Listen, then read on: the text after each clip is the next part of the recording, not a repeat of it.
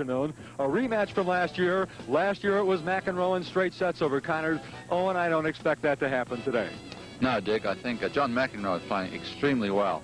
But Jimmy Connors seems to be playing with a completely new desire to be number one. I've never seen him play as well so early in the season as he's playing at the moment. And they've had some great matches in the past, and I really feel like today could just be one of the best matches we've seen from both of them. Connors beat Gerolaitis in 3 sets, a sensational match here last night to reach the finals. McEnroe went against Lendl and beat him in straight sets, although the second set was ended in a tiebreaker. There's no question that these two men are by far right now the best players in the world, considering that Borg has taken a bit of a vacation. Yes, I think, as you say, Borg's on a vacation, and if they play on a clay court, Borg is still the premier player in the world. But on an indoor surface and a lot of other the faster outdoor surfaces, I think John McEnroe has definitely proved that he is number one. And Jimmy Connors is proving once again that he can be number one. And so early in the season, we're going to see both players really at the top of their game. Both are playing exceptional tennis, as you will see this afternoon. We're being brought to you by Michelob Light. With a rich, smooth taste you can compare with any beer you like. This is the Michelob Light Challenge, coming to you live from the Rosemont Horizon in Chicago. Edge Gel. Nothing shaves closer. Watch this demonstration versus foam using an ordinary credit card. First, I'll shave the left side with foam, the right side with Edge. It's the gel that lubricates as it lathers to give you a really close shave. Now listen to the foam side. Then listen to the Edge side. See why most men agree. Edge Gel lets you shave closer than foam, and nothing shaves closer than Edge. Due to audio problems, we now join the match already in progress. The score 15-all, with Connors serving in the 4th game of the first set. Connors is down 3 games to nothing.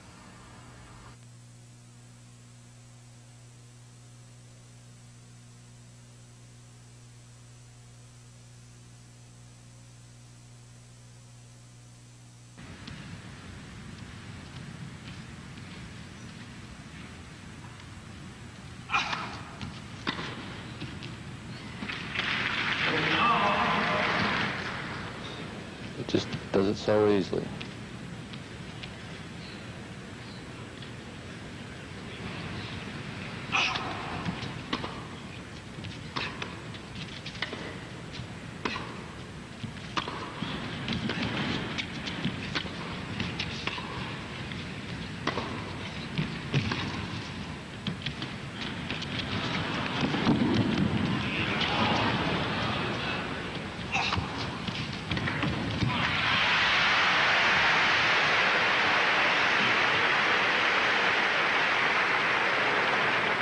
(30-15) Jimmy Connors in the 4th game, first set. Connors trailing 3-love to John McEnroe, but now Jimmy Connors striking the winners.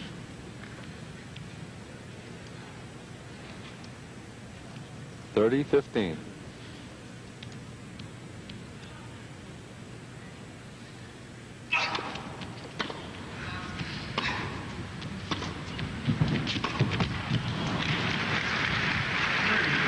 (30-all).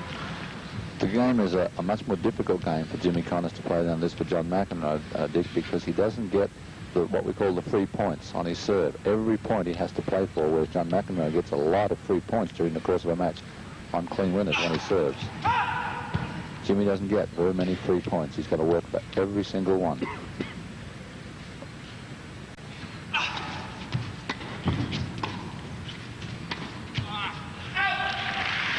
Well, you could hear the disappointment of John McEnroe as they talk to each other and talk to themselves. I think you're going to find both of these personalities very entertaining throughout the afternoon also. 40-30, Connors leads.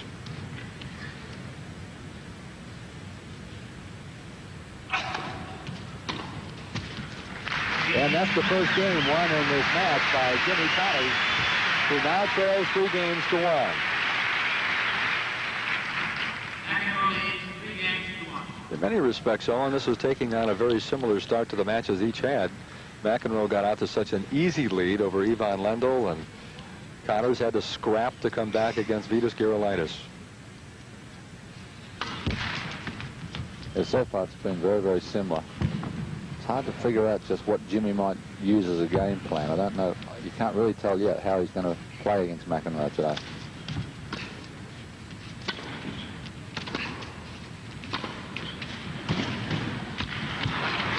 When you talk about a game plan, I'm not sure either player at this stage is unveiling his thoughts, because it's a 5-set final. Every match coming into this particular match, the championship match, was best of 3, where maybe you would get into your strategy a little sooner. Mm-hmm.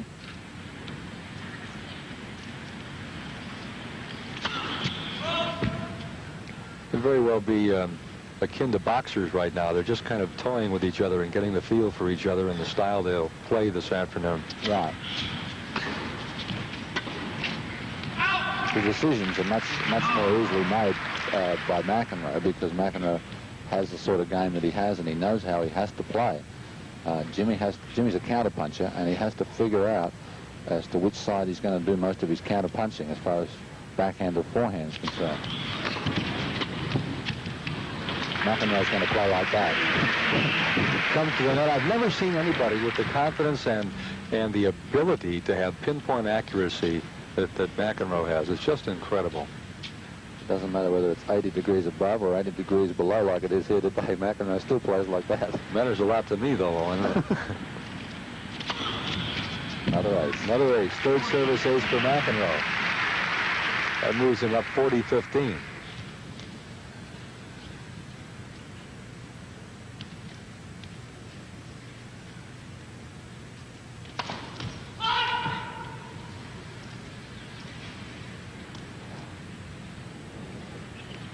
Art Layton is the umpire in the chair.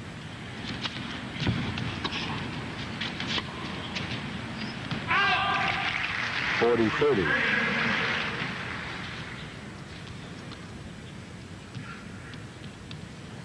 McEnroe, off of his great victories in the U.S. Davis Cup win in Cincinnati in December.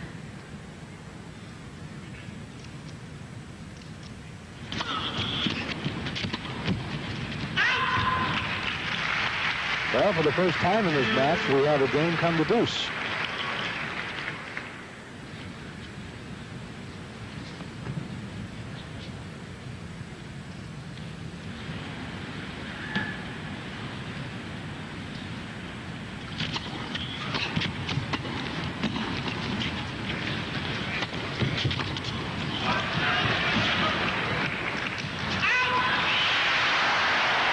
Advantage to counters. Another good lob by Jimmy.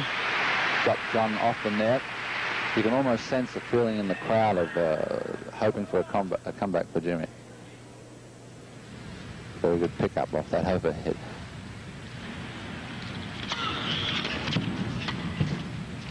That's alive. Connor's giving away his advantage, and we're back to deuce. Jimmy doesn't miss a whole lot of backhands like that. He'd be very disappointed in that one.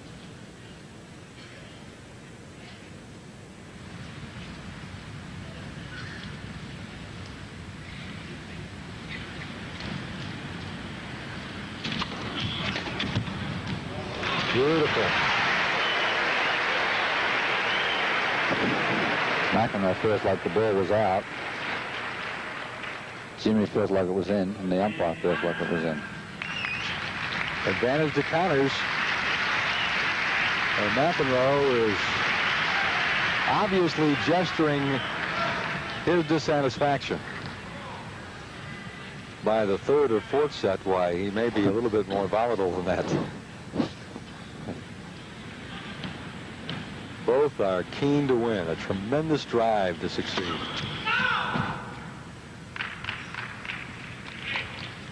Advantage counters.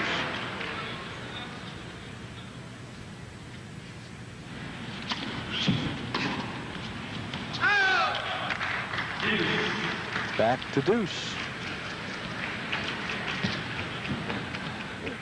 Jimmy Connors was playing the sword-swallowing act with his racket.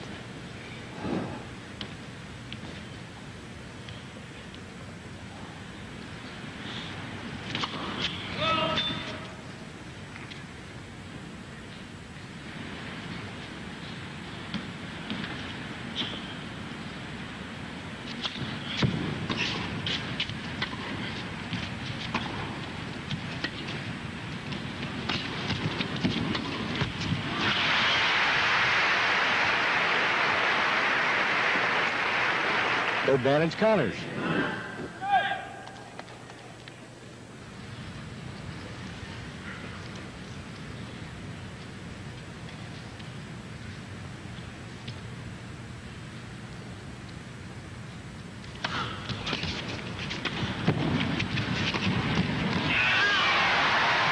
Oh, he had the right idea. He did. He held it for a long time, held it back, held it looked like it was going to be a lob, and then forced the ball down the line, but missed by about 6 inches, I guess.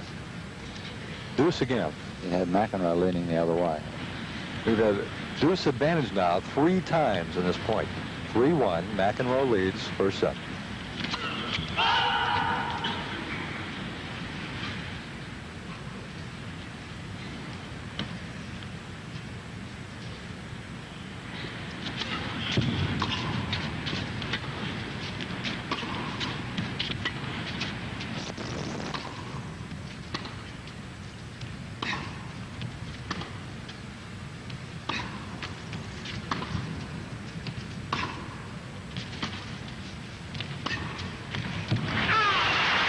Oh, he fires it out. And look at McEnroe applauding the decision.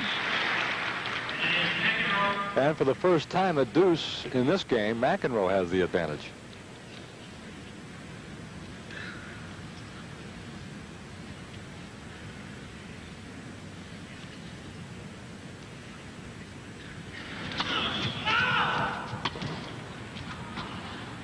That was out. He'll have another.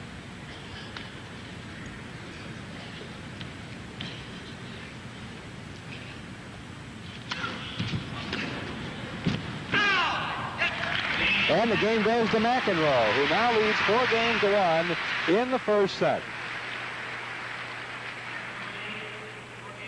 This is the Michelob Light Challenge coming to you live from the Rosemont Horizon in Chicago.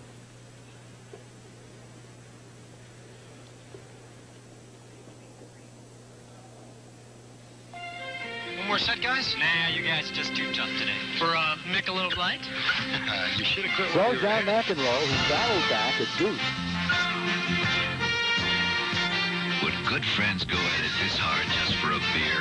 Consider its Michelob Light, the rich, smooth taste you can compare to any beer you like. I don't get it. You guys killed us. Don't blame us. You suggested we play for a Michelob Light. Michelob Light. Compare the taste. Watch out, winter's here, and snow's gonna get you, and cold's gonna get you, and high fuel bills are gonna get you, because you still haven't added more insulation to your attic. So do it now. Get more Owens Corning fiberglass insulation and add another layer to put your house in the pink. See your dealer or contractor. Buy more Owens Corning fiberglass insulation now, before winter gets you.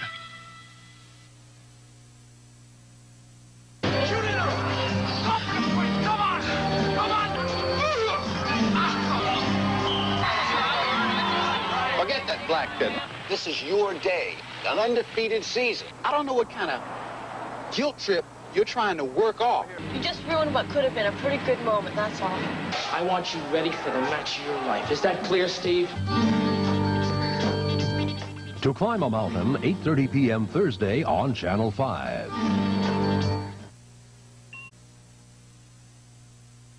It's 4-1, and that's where he wanted to be.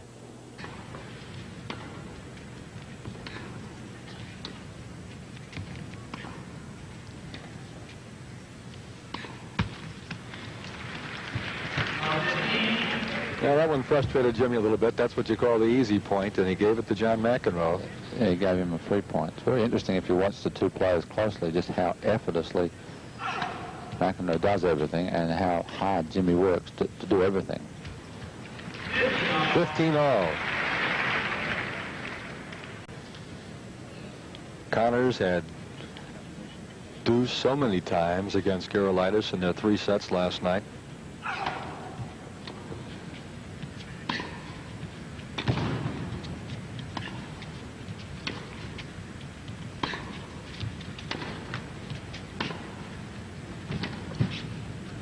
They battle at 15-all. Now, 15-30. Connors has to continually come from behind. He has not led in many games thus far.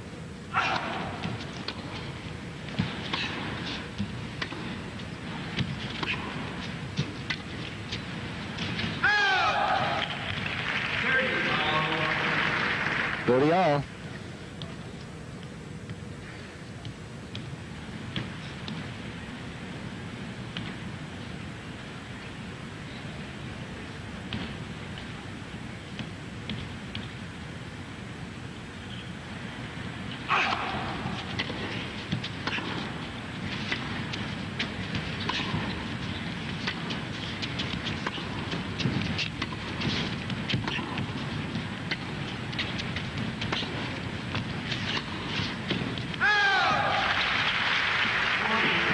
Connors on top now, 40-30. What impact do you think it had, Owen, for Connors last night to have to struggle through 2 hours and 45 minutes and McEnroe basically to walk through an easy match? Well, I think it would have had a bigger impact if Connors wins the point and the game, trailing 4-2. I think it would have a bigger impact if Jimmy's match had been second. If Jimmy had played late last night and had a long three-setter, it would have been much more difficult for him to come out and get up this afternoon. But as Jimmy played first and John played afterwards, I don't think it would have very much impact on Jimmy. He's match tough. All his matches have been 3 sets this week, every single one. So I don't think it would have affected him very much. He knows he can go 3 sets and probably feels pretty confident that he can win if he goes 3 sets. In this case, he may have to go 5. Conditioning, of course, this early in the season is a factor. And right. From what we saw from Connors last night, he appears to be in tremendous physical condition. He's got to be very happy with his condition the second week in January to play 4 3-setters and win the 3 of them against the best players in the world. So he's obviously in good shape.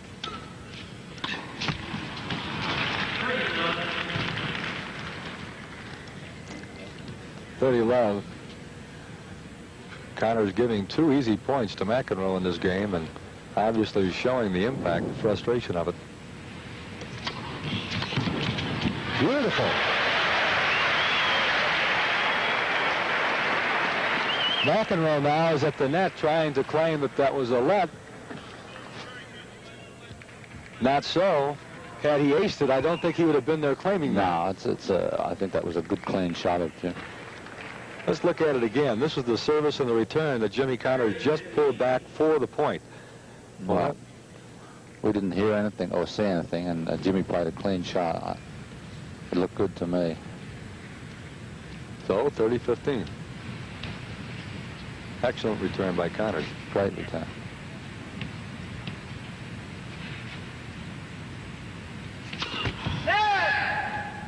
How much doubt about that one? No, that one definitely hit the net. Jimmy's going to have to play a lot of excellent returns on his forehand because I think McEnroe is going to go there on big points continually.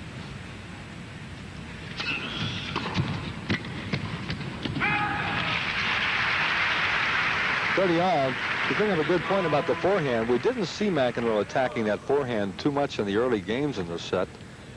But last night it was obvious that that was the tact of Vitas Gerulaitis as he continually attacked the forehand of Jimmy Connors and did so successfully. Yes, John will continue to do that on big points. Jimmy's already missed a few, softer type forehands, and he moves around. McEnroe moves the ball around better than any player that plays the game.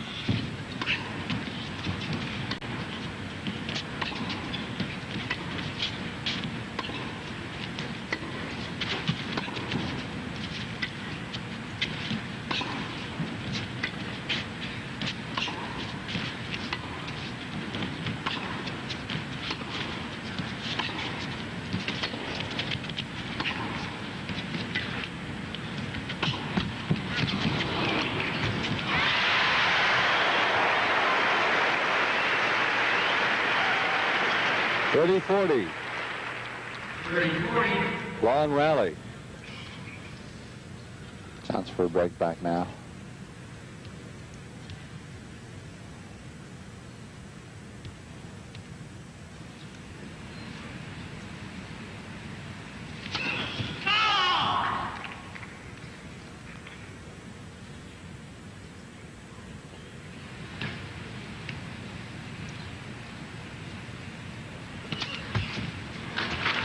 That is is the third double fault in the match for John McEnroe, and it brings Jimmy Connors right back into it. 4 games to 3.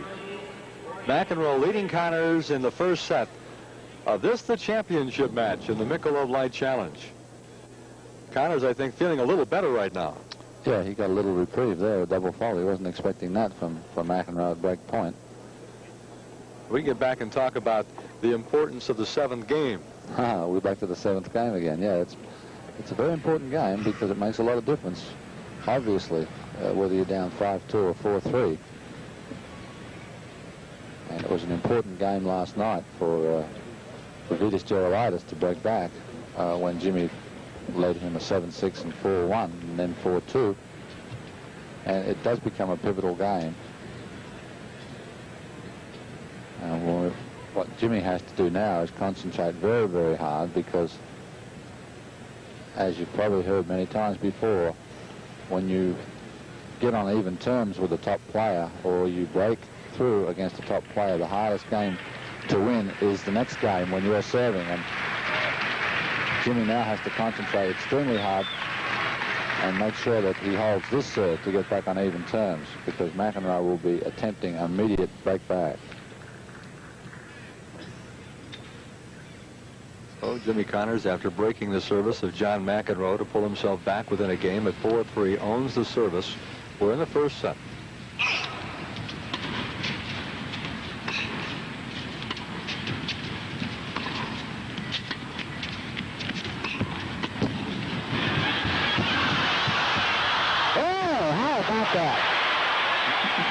Great effort by Jimmy Connors.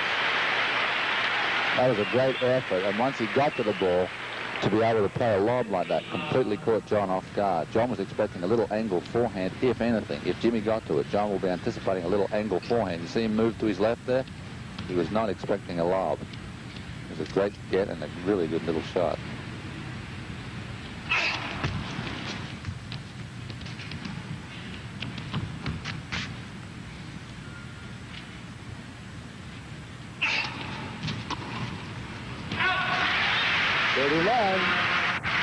All of a sudden, it seems that Connors is now getting his rhythm back. He didn't have it earlier. He was struggling. He fell behind 3-love here in the first set.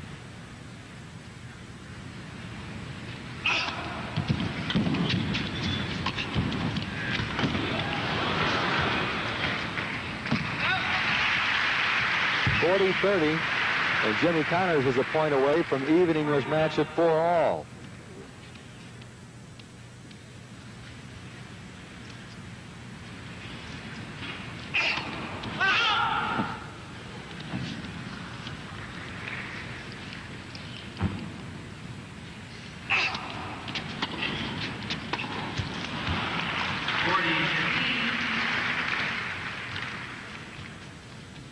You didn't want to do that right now. When you have 40-love, you want to keep the ball in play. Yeah, you know, you can't afford to give away 3 points at playing at this class of tennis, and that's what Jimmy would consider a 3-point.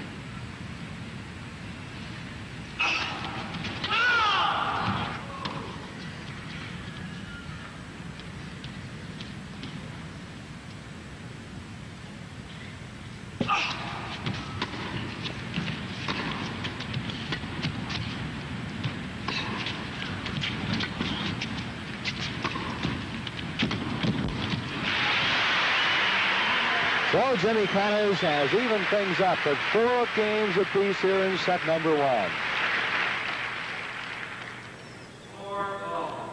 You look around the horizon. Last night, you're thinking of John McEnroe, who put a tennis ball above the speakers just under the roof of this building in frustration. And earlier in the week, Ilie Nastase hit a tennis ball on the second deck here at the horizon.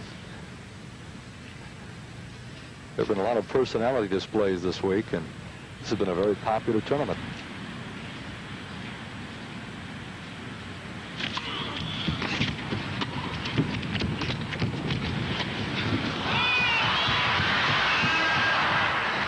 Didn't quite get there, but he couldn't keep it in anyway. Tremendous effort, though, again by Jimmy Connors, trying to even get to this ball. A lot of players would just give up on it. Well, that's right. Actually, he was very unlucky because he played a great lob, and McEnroe only just got to the lob. John didn't really mean to play a drop smash. All he was doing was trying to get to the lob. There's another lob, which he just got to.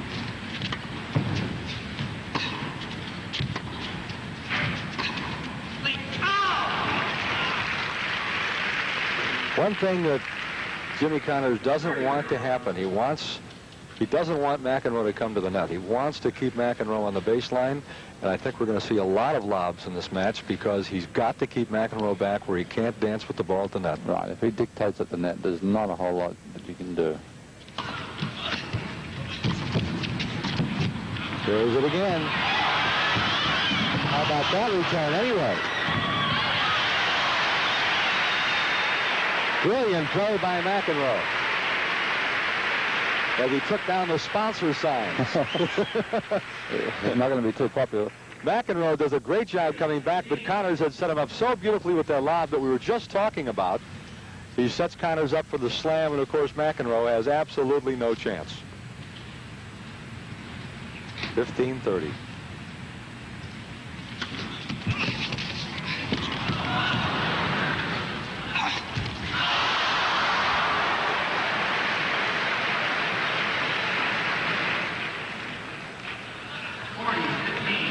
Boy,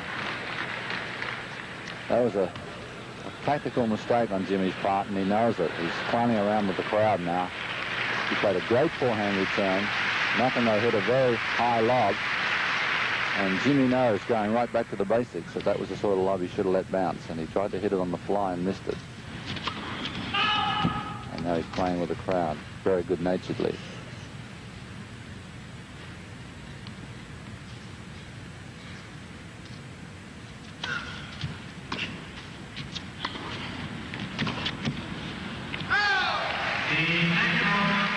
McEnroe wins the game and leads 5-4 in set number 1.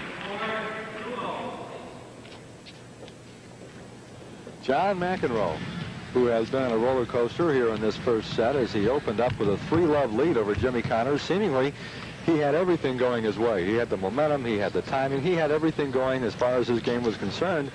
And then Connors battled his way back to 4-all, now trailing 5-4 to McEnroe. But this man, Jimmy Connors, is showing you why he has consistently been among the top players in the world over the past several years.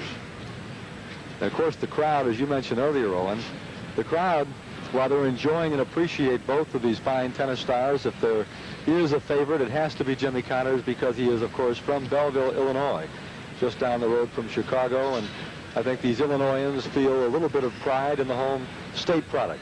Yeah, I think you can sense in the crowd a definite feeling of wanting Jimmy to do well. I think they have a lot of hometown feelings for Jimmy, and I think they would like him to, after last year, like him to play very well today and do well. I think it's amazing, even though McEnroe plays the odd loose game from time to time and plays the brilliant games from time to time. It's incredible how many times when you're watching a match you see the score go back and forth, and then you always see a situation like this where McEnroe's at one game up and the other guy's serving to save a set, and he plays a brilliant. There's the 3-point. That was a 3-point. He wasn't happy about some people moving in the crowd then. Wouldn't like to be in their shoes.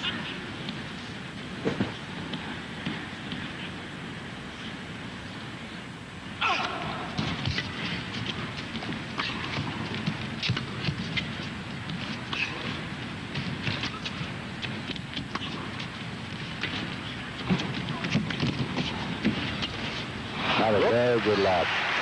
That's a real good tactic on Jimmy's part, because if he drills that forehand, it really doesn't matter where he drills it. McEnroe is so fast. Jimmy is so far back in the court that McEnroe is going to pick it off. And that was a very good lob.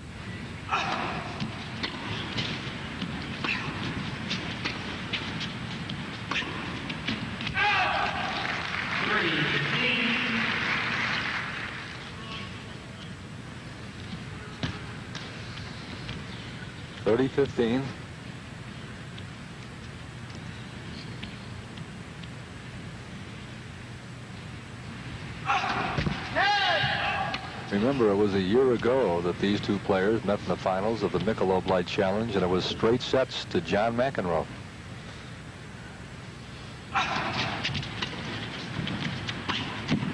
Beautiful. Something we haven't seen too much, however. You saw Jimmy Connors come to the net. He's been content to stay back, except when he's had to come up and play some of those cut shots at the net from McEnroe.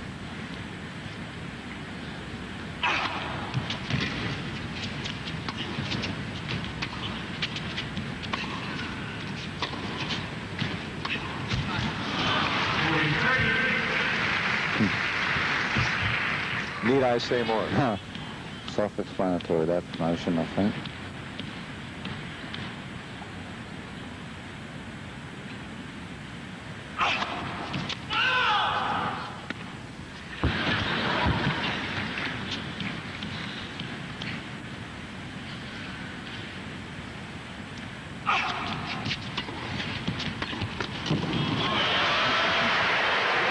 So Jimmy Connors has battled back, and we're at 5-all. Jimmy got a little help from the top of the net then. McEnroe was in on the net and clipped the backhand, and Jimmy's cross-court backhand just clipped the top of the net, and McEnroe couldn't volley it. Connors will graciously accept the help. Yeah, he'll take that any time. 5-all.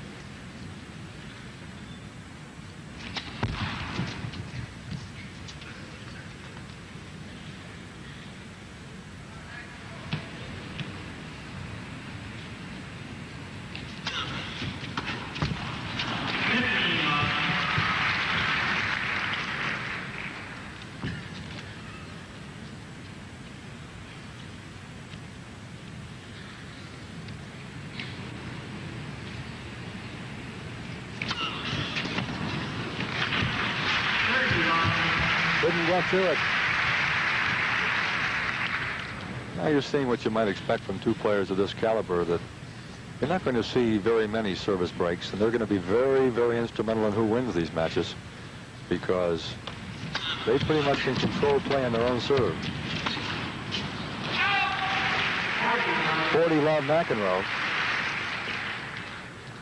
fact, it was decisive in the Gerulaitis-Connors match because both were able to control their service. As I recall, there were only 4 service breaks in the entire 3 sets.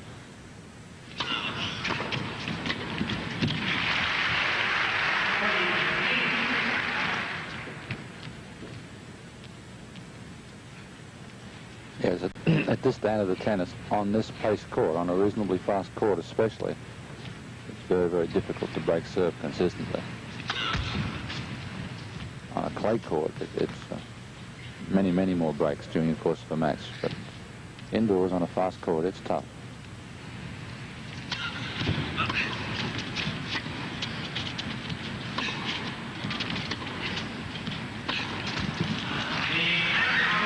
So McEnroe wins game number 6. It's 6-5 in the first set.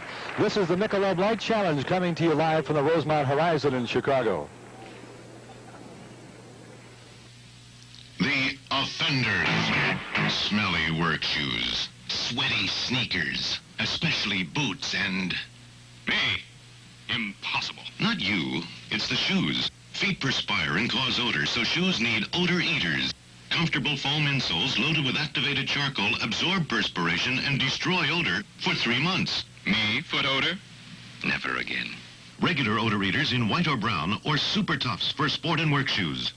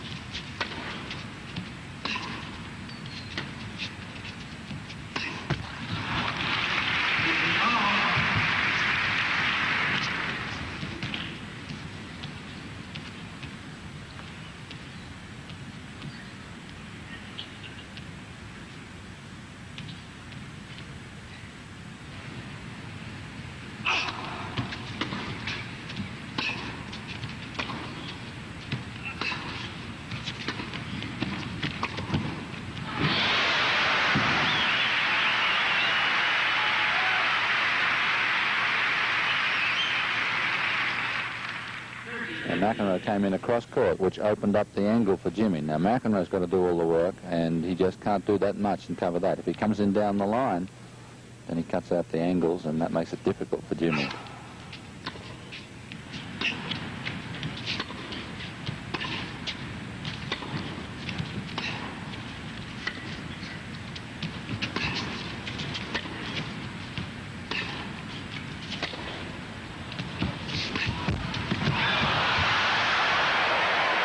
Got the net again. Got some more help from the net. I think as far as a game plan with McEnroe, McEnroe will be attacking Connors' forehand. I think Jimmy's game plan is to keep him back as much as he can and lob whenever he has to.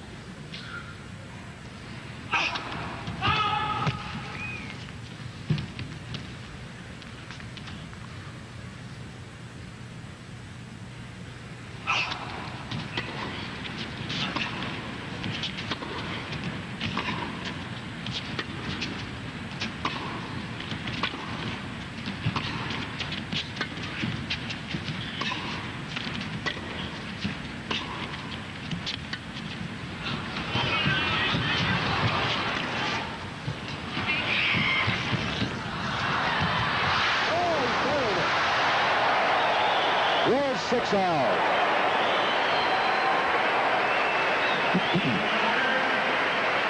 That was a beautifully played point by McEnroe. Beautiful lob. Now, this volley is a little bit lazy. If you watch closely, he doesn't really get down to it like he normally does. You see, he didn't bend his knees, and he just kind of lazily hit it into the net. It was kind of a little sloppy. On the other hand, a great effort by Connors to come back and play the lob at the baseline. It was. It was a great shot for Jimmy to go back and get it. And we're at 6-all. This is the tiebreaker, 12-point tiebreaker.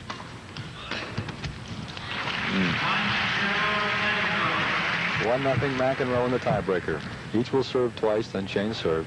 That was a good serve by McEnroe because he took something off it, rather like a pitcher's changeup and in baseball, and Jimmy was way out in front of it. And that's just another little addition to McEnroe's game. His change of pace is upsets beyond board.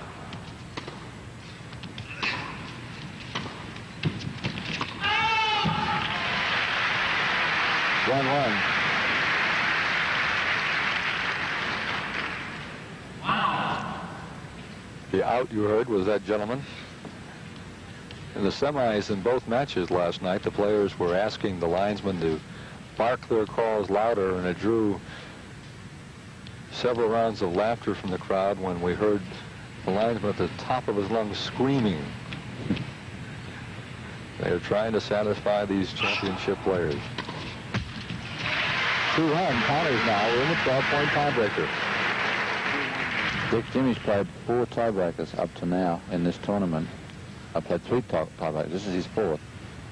And he lost one to Elliot Telscher earlier in the tournament, but then he won one against Feedback, and then he won one last night against Giroulitis. So he's got a good record in this tournament, at least, in tiebreakers.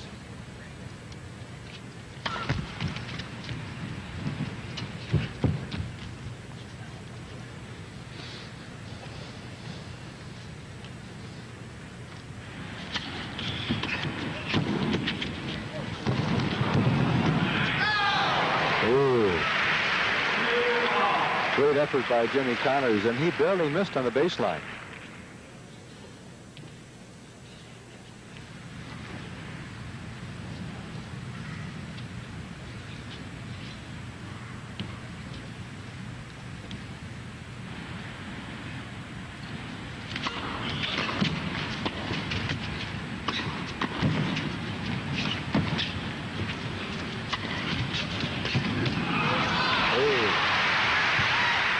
That one got away from Jimmy Connors.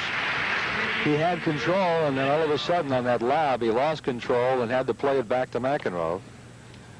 McEnroe's left-handed, and he makes the ball spin away to Jimmy's left, and Jimmy almost was there, and then the ball cut away off the court and couldn't quite control it. 3-2, McEnroe on the tiebreaker.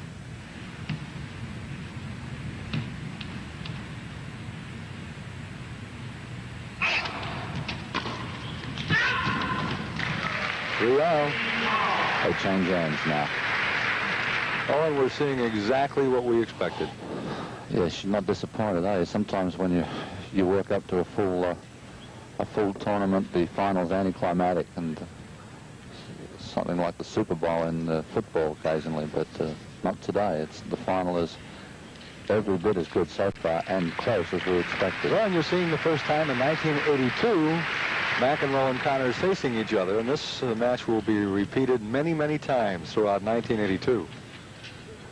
They're going to reach the finals against one another, you can believe, in many tournaments all around the world.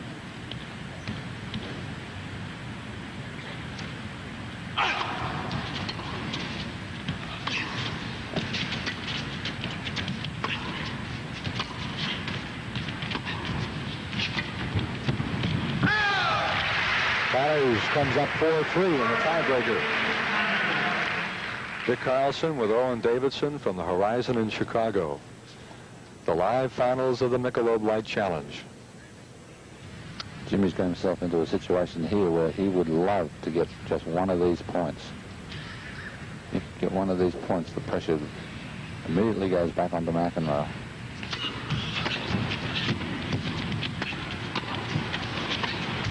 Oh, he tried to come down the line. He knew what he wanted to do, but he couldn't get it up over the net. And we're at 4-4 in the tiebreaker.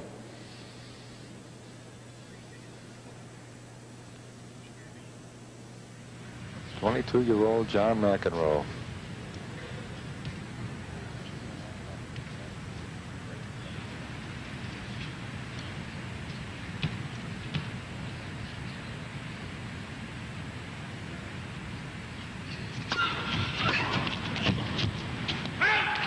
Gave it right back, and it's 5-4. That puts the set now on Jimmy's racket. In other words, Jimmy now has two serves. If he wins both the points, he wins the set. So he's got what we call a mini break by winning that last point. He's a break up in points.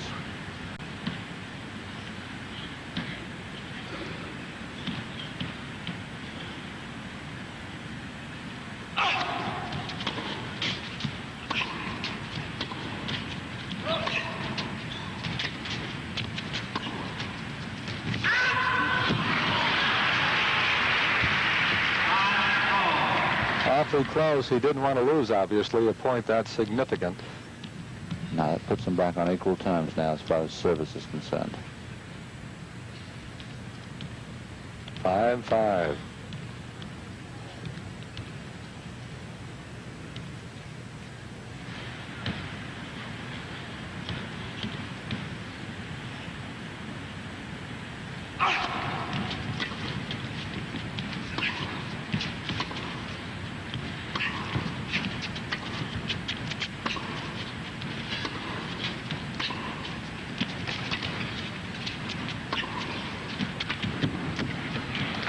That's a big one. That was a big one. Jimmy made a good move then. He hit an extra forceful backhand, realized that he hit it a little bit better than maybe he expected, and immediately started to move in at the last moment. And that caught John's eye, and he floated the backhand wide. McEnroe has the serve, and all Jimmy has to do is win one of the next two. Ooh, you heard him. Big serve by McEnroe because he nearly service aced. He gave an awfully hard serve for Connors. Very difficult. 6-6 in the tiebreaker.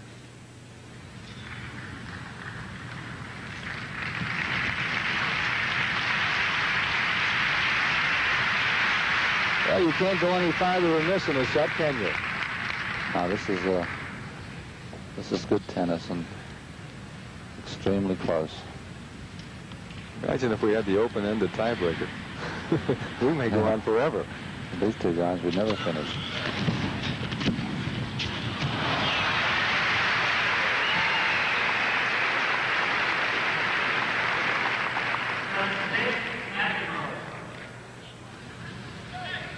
Seven-6 McEnroe.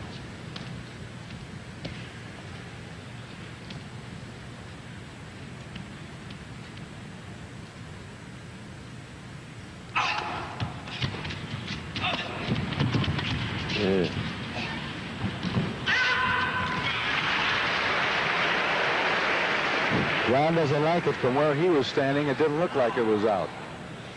Needless to say, from where Connors was standing, it looked like it was way out. 7-7.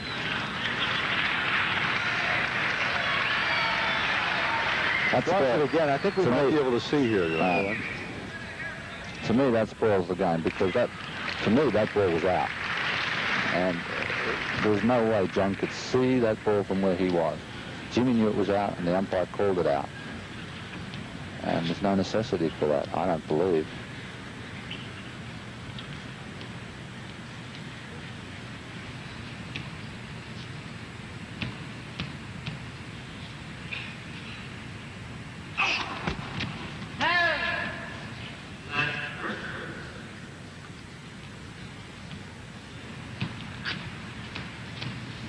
This match is nearly an hour long, and we're still in the first set.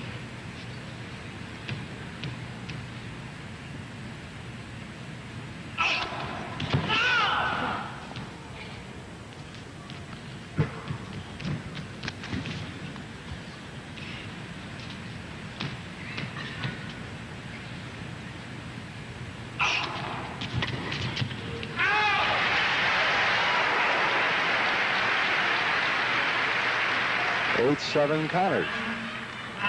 What happens now, Dick, is just as they go along like this, if they go along like this and they both hold serve, what happens is alternatively, each player has a set point, but it's on the other guy's serve. Like, for instance, now it's Connor's set point, but it's on McEnroe's serve. McEnroe wins the 2 points, then it reverses. Ooh. Looked like Jimmy was a little bit undecided as he came for that ball at the net.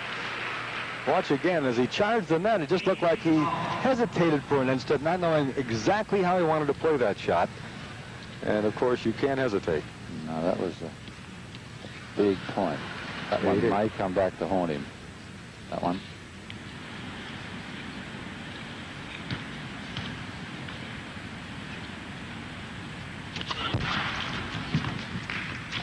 That was like a missed extra point in football. You may remember that one later on.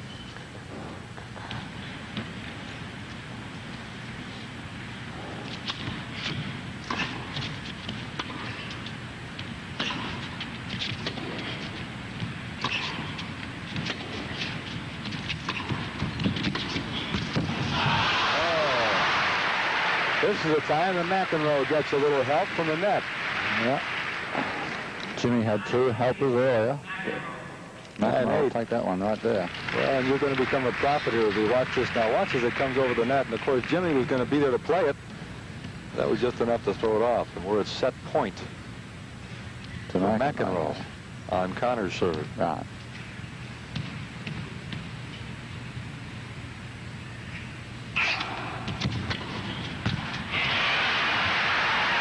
That's some time to get a free one. They have to change ends now, Dick. Again, Jimmy's forgotten, but I think McEnroe's remembered. 9-9 in the tiebreaker. Set number 1, best out of 5 sets. And when you have the world's number 1 and 2 players facing each other, you don't expect anything else but this kind of tennis. Doesn't get much closer than this, does it? Well, it might be, at least in the eyes of those Jimmy Connor fans in our audience, it might very well be an example of how close they feel Connors is to being number 1. That it's an eyelash between number 1 and number 2. And on any given day, number 1 and number 2 actually can be worn by either player.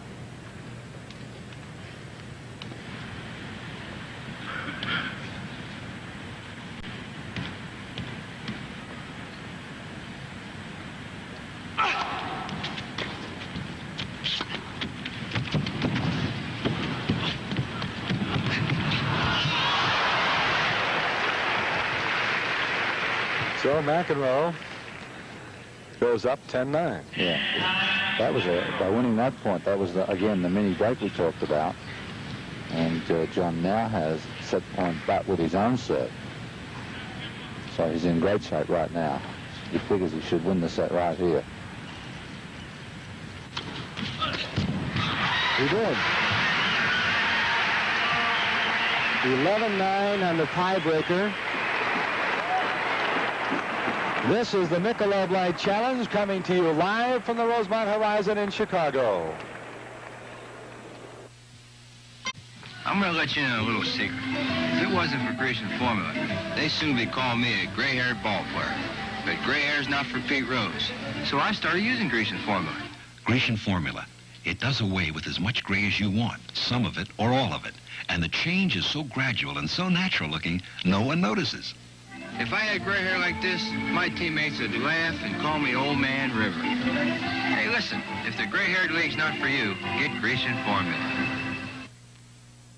He's now got to dig in and really consolidate his position and try and get a good early start in the second set, because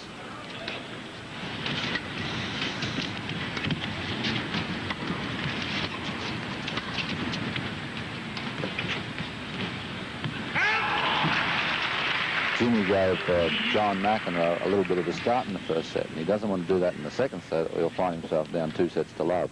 So now he has to dig in and make sure that he consolidates his good play by at least staying even or trying to get ahead at the start of the second set here.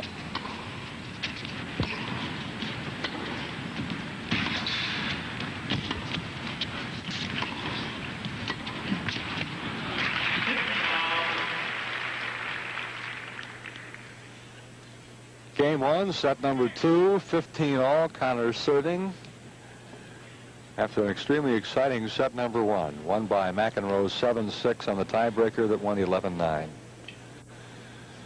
McEnroe has been distracted several times by the audience.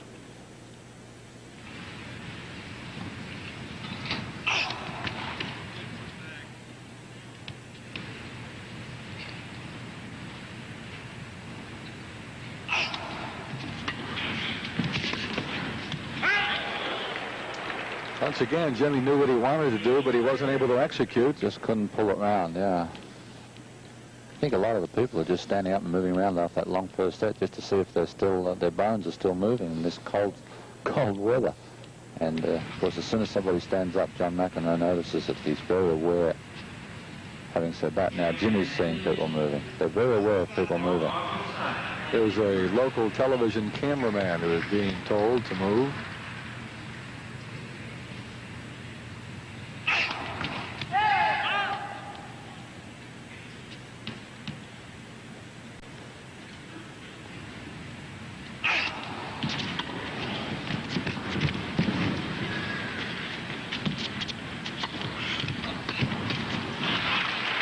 Very smart play by John McEnroe. He showed tremendous patience, did not take that shot in the air.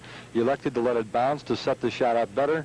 And, of course, he won the point, and it's now 15-40. Right, that's a very good lesson for young players.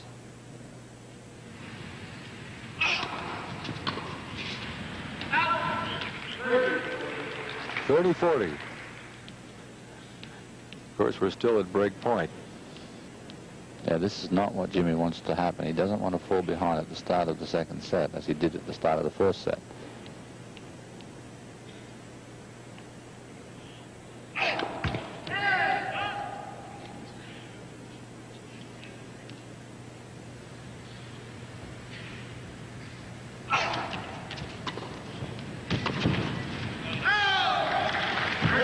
But he does fall behind because McEnroe leads 1-love here in the second set of this, the championship match in the Michelob Light Challenge. And John McEnroe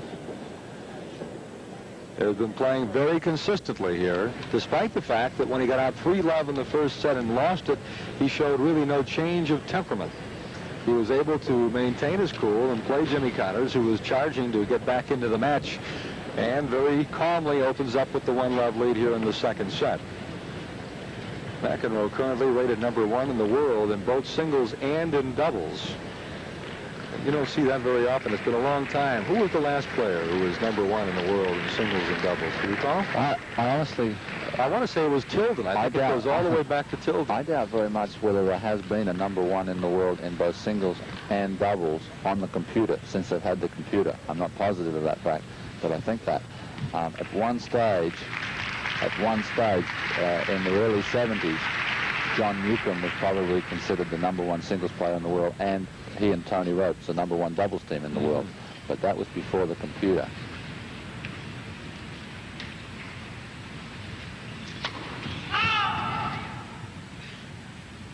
course, a lot of the top players don't play doubles now either. Bjorn Borg doesn't play doubles, and Jimmy Connors very seldom plays doubles.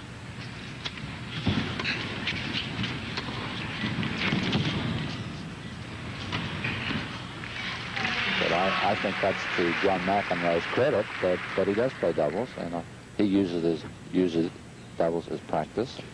I think back to the early 70s, one particular year, 71-2, when Stan Smith was winning at Wimbledon and also highly ranked in doubles. It might have been a time when he would have been ranked #1.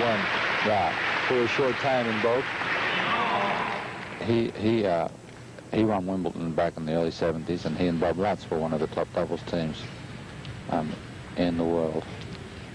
Although I don't think they've ever won Wimbledon.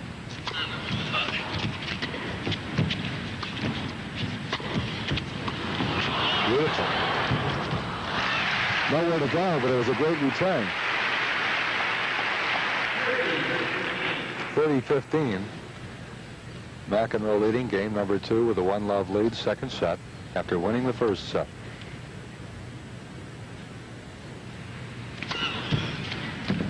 Service ace, and there's a good example of how that left-handed cut serve from McEnroe hooked in just inside the corner of the zone for the service ace, his 4th in the match.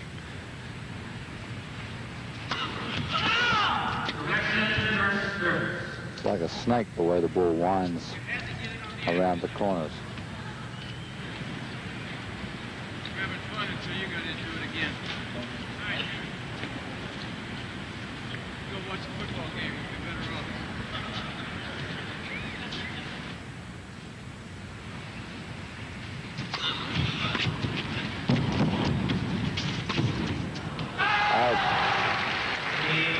Again, attacking for what he wanted to do on the passing shot.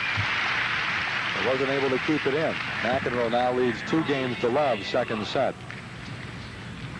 Jimmy is short forehands cost Jimmy some pretty important points, isn't it? He's beginning to show his frustration. He had quite a dialogue with the umpire in the semifinal last night.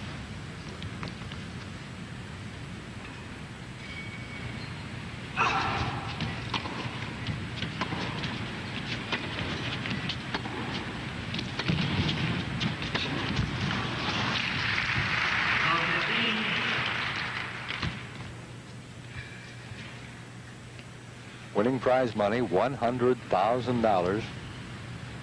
Second place, $60,000.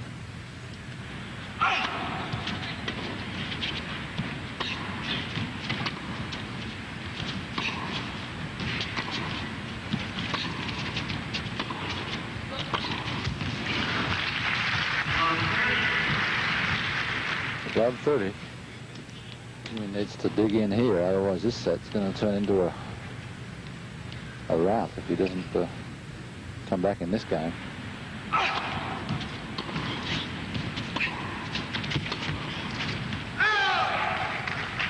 $15-30.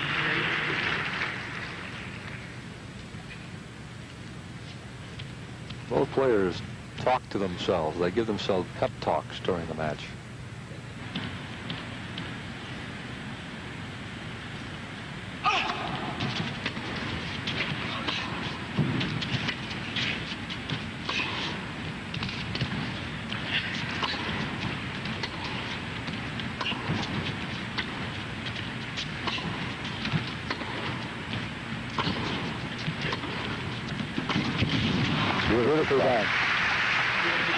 There McEnroe showed a little bit more of his artillery because you saw him cut to the backhand. You saw him take the forehand for topspin. When he makes that cut on the backhand, the ball just seems to gently float. Yeah, well, it doesn't only move with underspin, but it also hits it with side spin, so the ball actually breaks away, as you say, off the court, away from his opponent's racket, away from Jimmy's forehand in this case. So that's going away from Jimmy's forehand when it hits.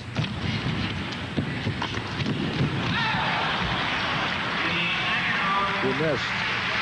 McEnroe leads 3-love in the second set. We're being brought to you by Michelob Light, sponsor of the USTA Michelob Light League Tennis Program. This is the Michelob Light Challenge coming to you live from the Rosemont Horizon in Chicago. Super 2 announces. It's Super 2 for the Macho Shave. Don't just get close. Get macho close with 6 Super 2. Each twin blade. The ultimate for shaves so close. They're macho close. Also fits Atra and Track 2 racers. Macho Shave. Get macho close. 6 Super 2.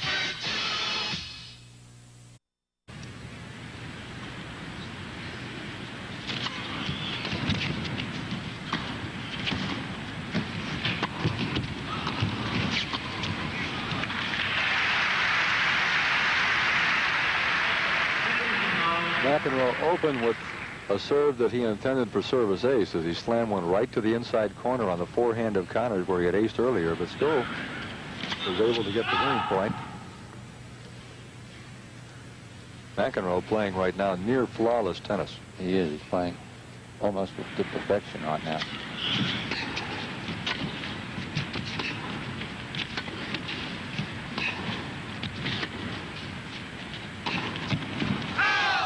There's the example of what we're talking about.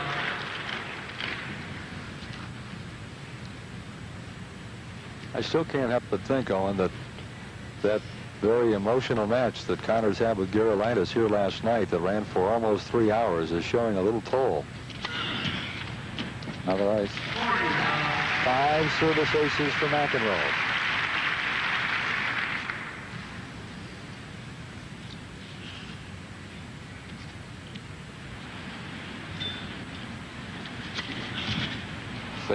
Six service aces for McEnroe. McEnroe had 6 aces against Ivan Lendl in their 2-set match last night.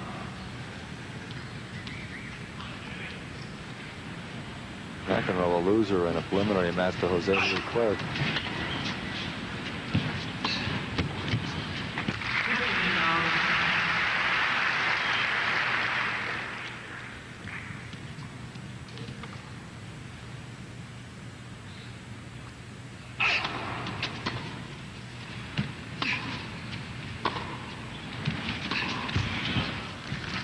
Jimmy Connors is beginning to struggle a little bit. It's 15 all. There's the score. McEnroe 4-love, 7-second set.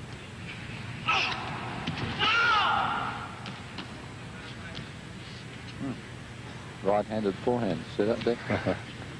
Good on both sides.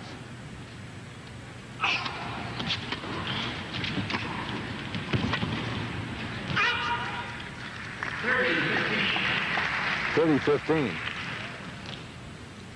Actually, when he plays social tennis with his wife, that's the concession. He has to play right-handed.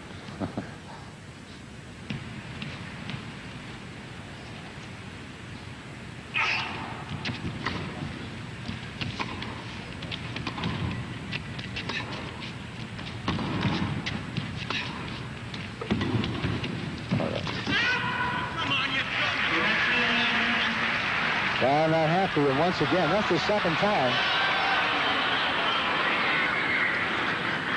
Jimmy's going to want the referee on this one again.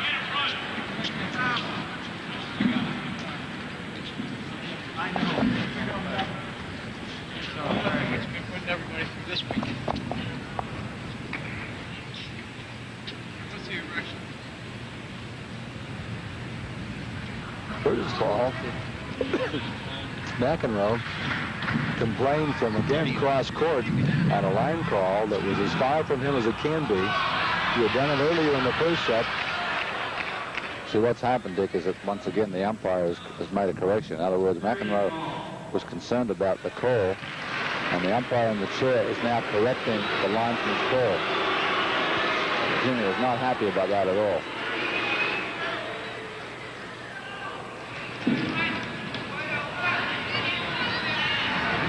He's a non-score at 30 all. He wants a leg play on the point because it was. He's saying he's correcting the point. Correction. Left. 30-15.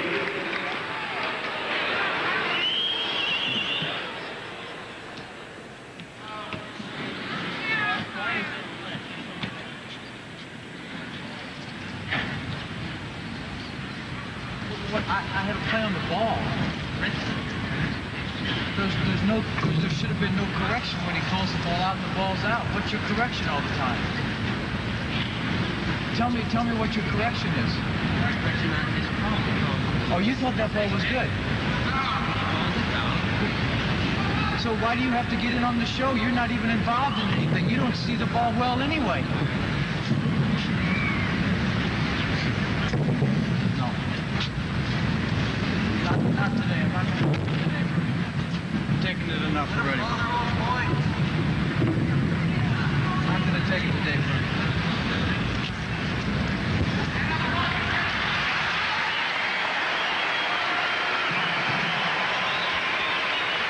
Well, Jimmy Connors embroiled in an argument over the left call by the umpire. Meanwhile, John McEnroe, hands on hips, waits for it to be settled.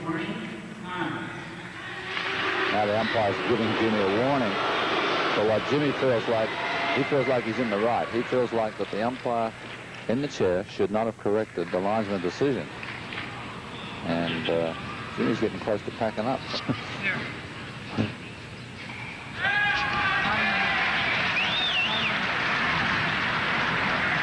Went into his bag and pulled out his glasses.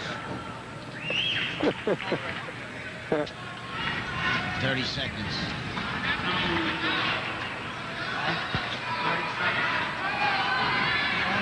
I think that they need the referee. They need him quickly. Get the referee out here. There you go. Jimmy just has agreed with you.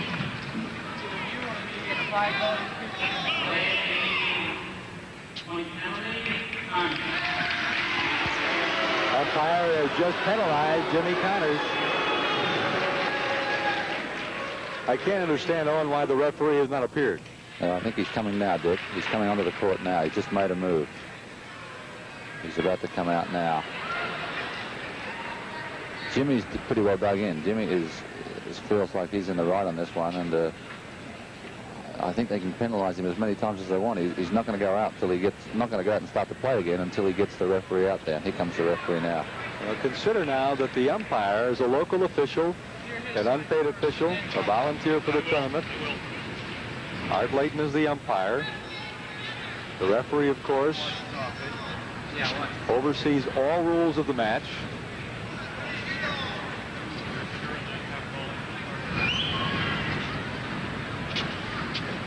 Once again, we have a situation where John McEnroe's hit a backhand from way down the other end of the court, which was called out. And Jimmy Connors felt like the ball was out. And the umpire in the chair has overruled the linesman and corrected the linesman. Well, they're still discussing it. This is the Michelob Light Challenge coming to you live from the Rosemont Horizon in Chicago.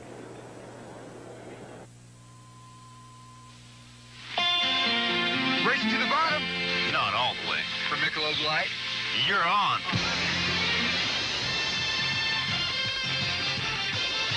Would good friends really go at it this hard just for a beer? Well, consider it's Michelob Light, and that means a rich, smooth taste you can compare to any beer you like. Where'd you ever learn to ski like that anyway? Houston. Michelob Light. Compare the taste.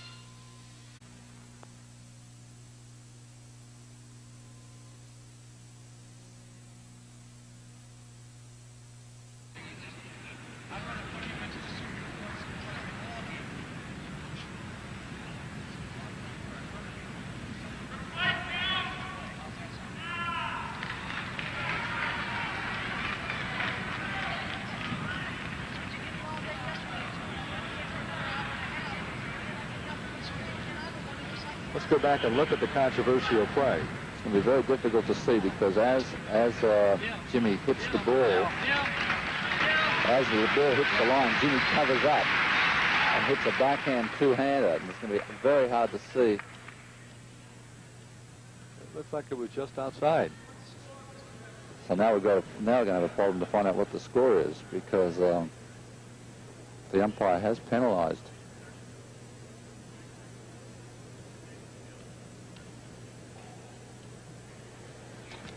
Jimmy Connors is back on the court after the resolution of the argument. 30-15. John McEnroe is not going to like the call of 30-15. That means that they have withdrawn the penalty. It was 30-15. Then they penalized Connors. McEnroe is going to complain.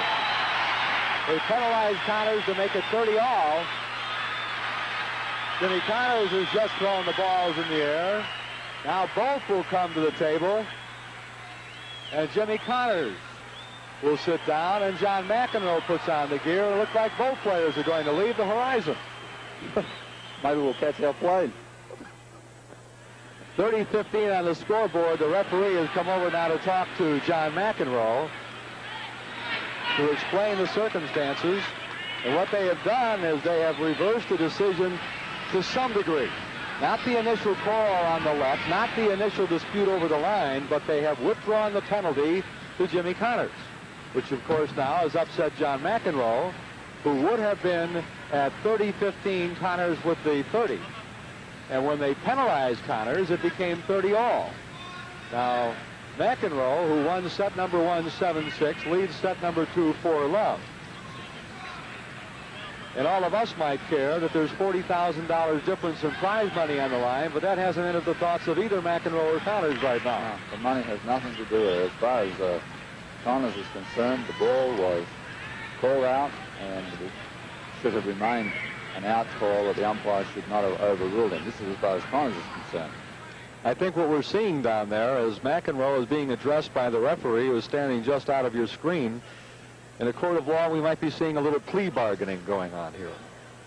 Well, once the umpire, after talking to the referee, once the umpire and the referee made the decision to let the call stand in favor of Jimmy Connors, then, of course, John McEnroe felt like that Jimmy had argued his case and won what he feels was an unfair case, and so he's not about to stand for that. Well, the thing that McEnroe was, I think, most unhappy about is after all was said and done, they had awarded a penalty on the play to Jimmy Connors that brought the set back to 30-all, brought the game back to 30-all, and when they announced that they withdrew the penalty, in other words, a concession to Connors in the argument, then McEnroe was upset. And I'll be honest right now, Owen, I don't think anybody can win now. They can't make a decision now at the table allowing anyone to win.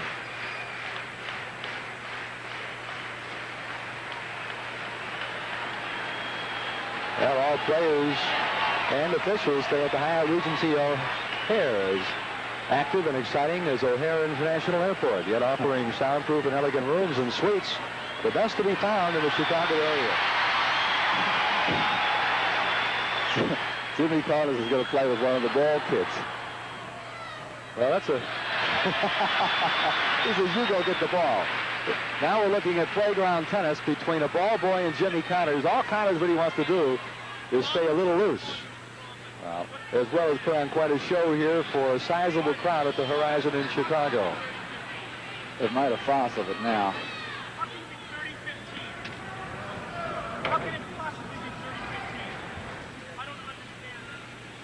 How can it possibly be 30-15?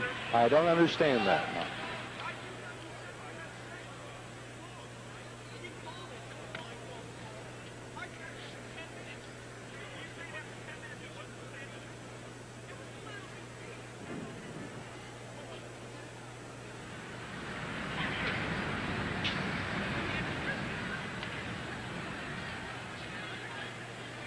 Jimmy Connors and John McEnroe, what you would call friends off the court?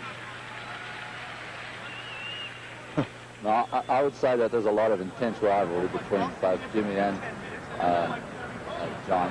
The top players, you must remember, the top players spend a lot of time together socially, playing exhibitions. They go around the world playing exhibitions, so they know one another very well, and they are good friends by virtue of the fact that they are together a lot. They have to be good friends, but there's intense rivalry between them.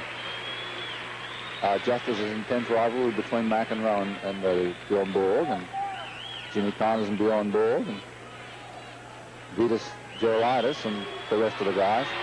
Well, it'll stay at 30-15, and McEnroe has lost his argument. Connors has won his. Now let's see what McEnroe does trying to come back to win the game.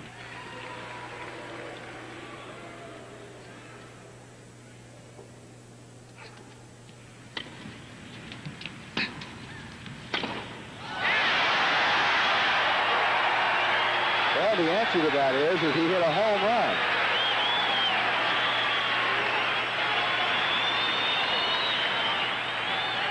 Crowd is enjoying this display, but needless to say, the tournament officials and the umpire are not enjoying this at all.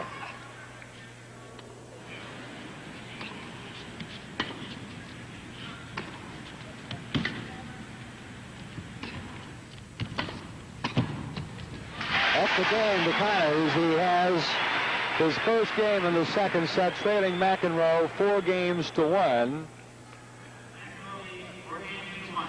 So we've seen an awful lot of entertainment, and we have two very unhappy tennis players right now.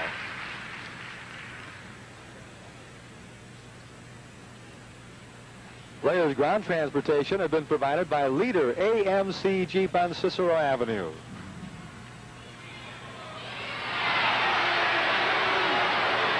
Imagine this now.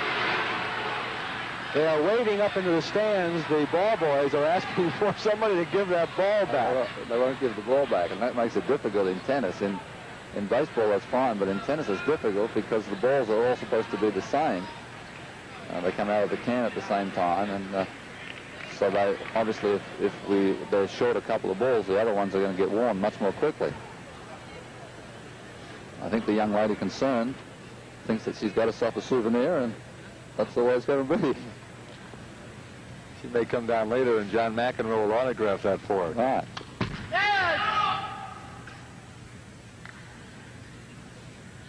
We have everything we could expect when a Connors-McEnroe matchup comes about,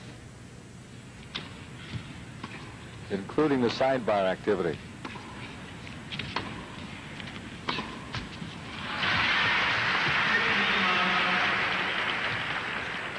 In London, I think it was, Dick, in November or October. I think it was November. John McEnroe led Jimmy Connors very easily.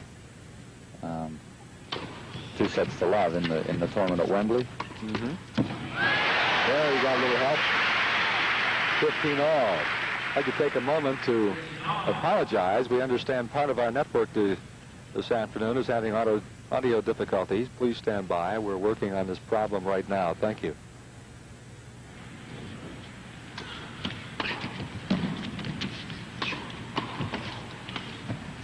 There's that loud, beautiful haircut there. That still, before this match is over, may be the main weapon of Jimmy Connors.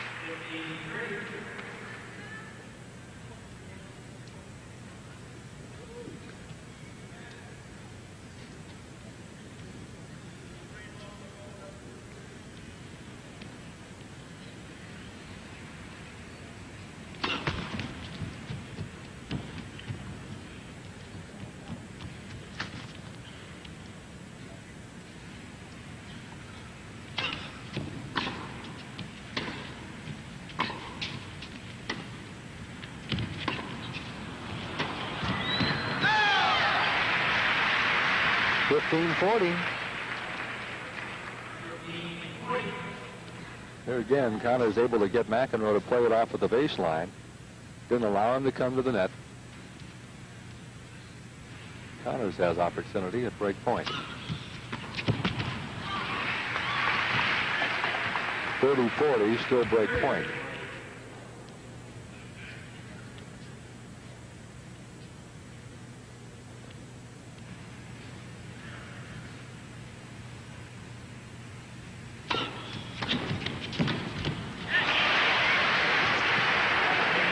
So Jimmy Connors has picked up his second game in the second set, trailing 4-2, and he broke John McEnroe's service to do it.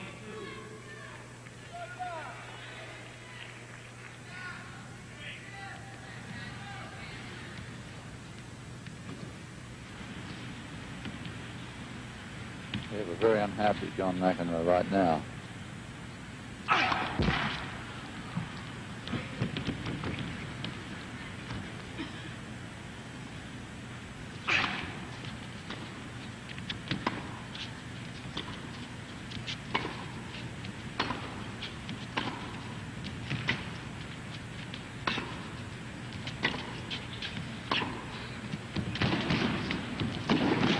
Beautiful, beautiful. Look at this. Connors' efforts pay off. You can't possibly play a point like that unless you are in absolute tip-top physical condition. McEnroe had to slam on the brakes to make the play. Connors the same. Brings it back. He's going to have to do it again. Beautifully done. 15 love, Connors. McEnroe. He's changing rackets. I guess he broke a spring. Maybe he didn't. He's just changing rackets anyway.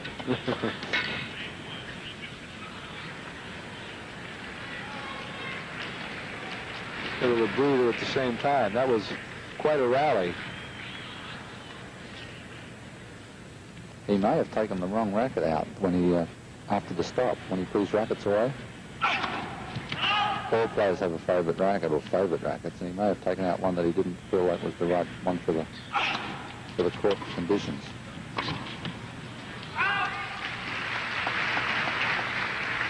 We haven't talked too much about this service, Owen. It's very, very fast indoor service is laid down on the floor here.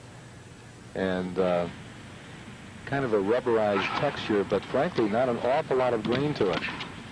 No, it's an older court. It's not a new court, and it's gotten faster as it's been used more, being on top of the basketball court. The ball skids off and also stays low, which means that if you can get to the net, it's very difficult for somebody to be able to pass you because the ball bounces so low and it's hard to get up and over the net.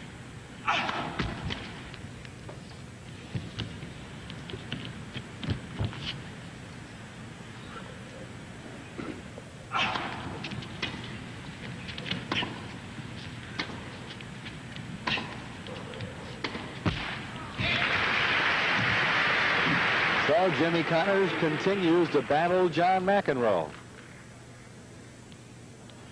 40-15. Now an opportunity to pull back 4-3.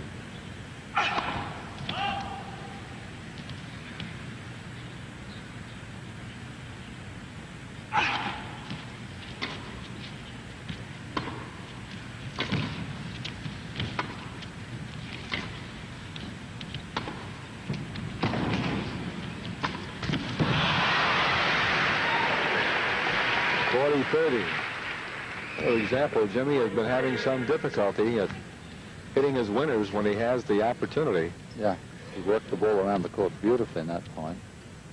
Set the easy one up and missed it.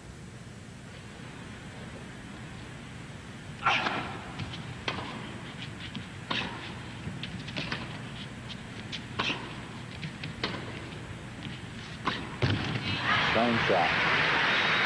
Exactly the same shot. After being up 40-15, they've now come to deuce.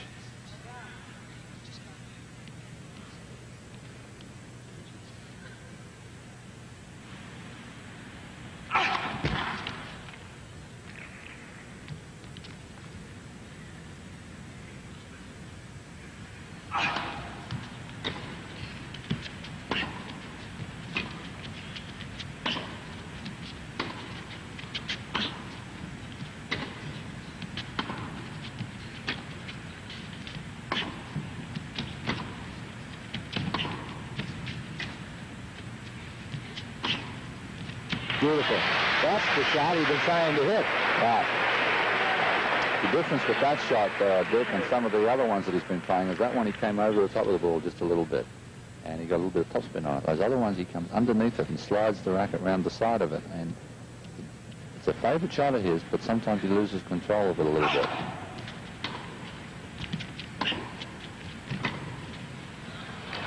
Jimmy Connors wins Game 7, trails 4-3, second set. We're being brought to you by Michelob Light with a rich, smooth taste you can compare to any